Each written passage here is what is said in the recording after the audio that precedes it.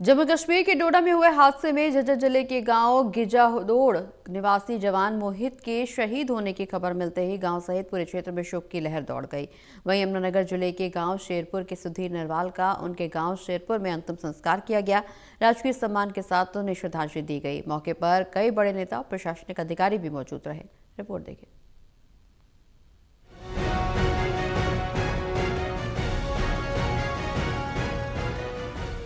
जम्मू कश्मीर के डोडा में हुए हादसे में झज्जर जिले के गांव गिजाडोड़ निवासी जवान मोहित के शहीद होने की खबर मिलते ही गांव सहित पूरे क्षेत्र में शोक की लहर दौड़ गई। शहीद मोहित भारतीय सेना की 72 आर्म रेजिमेंट में सिपाही के पद पर कार्यरत थे। वे वर्ष 2020 में सेना में भर्ती हुए थे और वर्तमान में श्रीनगर क्षेत्र में तैनात थे, जहां देश की रक्षा करते हुए उन्होंने सर्वोच्च बलिदान दिया। मोहित की निजी जिंदगी भी हाल ही में खुशियों से भरी थी।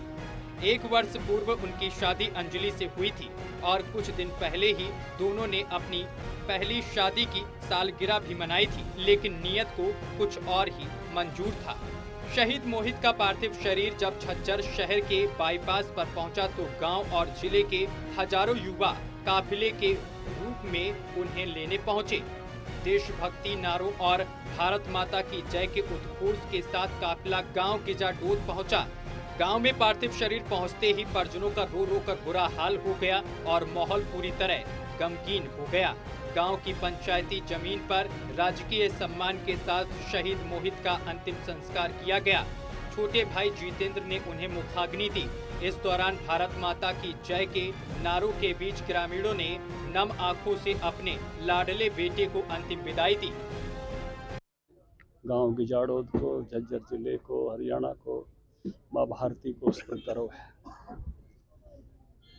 ये वीर भूमि है। हमारे हर गांव में कई कई शहीदों की प्रतिमाएं लगी हैं। इस गांव में भी एक 62 का शहीद पहले से है और बड़ी शौर्य गाथाएं हैं इस भूमि पर, और उस शौर्य गाथाओं को सुन सुन के यहाँ हर नौजवान बड़ा होता है। और इसी गर्व और गौरव से कोई बलिदान होता है, कोई नौजवान उसके परिजन कहते हैं कि अगली पीढ़ी को भी फौज में भेजूंगा। ये बलिदान और इस शहादत के बाद का जो सम्मान है, मुझे लगता है कि चाहे कोई दुनिया में कितना ही धन कमा ले, वो सम्मान नहीं पा सकता जो एक बलिदानी को मिलता है। वहीं यमुनानगर जिले के गांव शेरपुर के सुधीर नरवाल का उनके गांव शेरपुर में अंतिम संस्कार किया गया।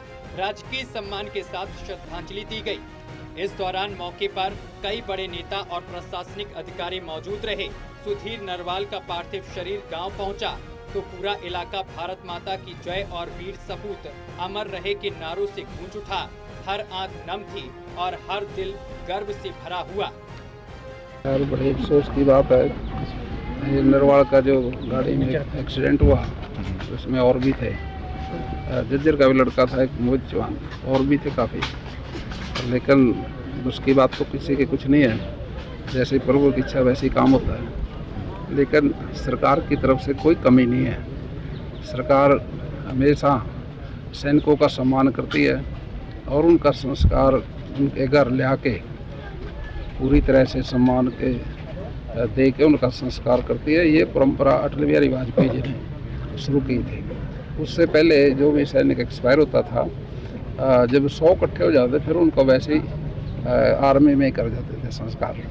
दुख तो सभी को है, और लेकिन जैसे प्रभु की इच्छा वैसे काम होता है, लेकिन सरकार की तरफ से पूरे सम्मान के साथ उनका संस्कार किया गया। गौरतलब है कि 22 जनवरी को जम्मू कश्मीर के डोडा जिले में सेना का एक वाहन गहरी खाई में गिर गया था। इस दर्दनाक हादसे में 10 जवान शहीद हो गए थे, जबकि 11 जवान गंभीर रूप से घायल हुए थे। तो वहीं यमुनानगर जिले के गांव शेरपुर के सुधीर नरवाल का उनके गांव शेरपुर में अंतिम संस्कार किया गया। यमुनानगर के एडीसी, एएसपी और अन्य सिविल और पुलिस अधिकारी भी मौके पर पहुंचे और शहीद को श्रद्धांजलि अर्पित की। गौरतलब है कि 22 जनवरी को जम्मू कश्मीर के डोडा जिले में सेना का एक वाहन गहरी खाई में गिर गया था। इस दर्दनाक हादसे में 10 जवान शहीद हो गए थे, जबकि 11 जवान गंभीर रूप से घायल हो गए थे। यमुनानगर से राहुल सहजवानी और झज्जर से योगेंद्र सैनी की रिपोर्ट, टोटल टीवी न्यूज।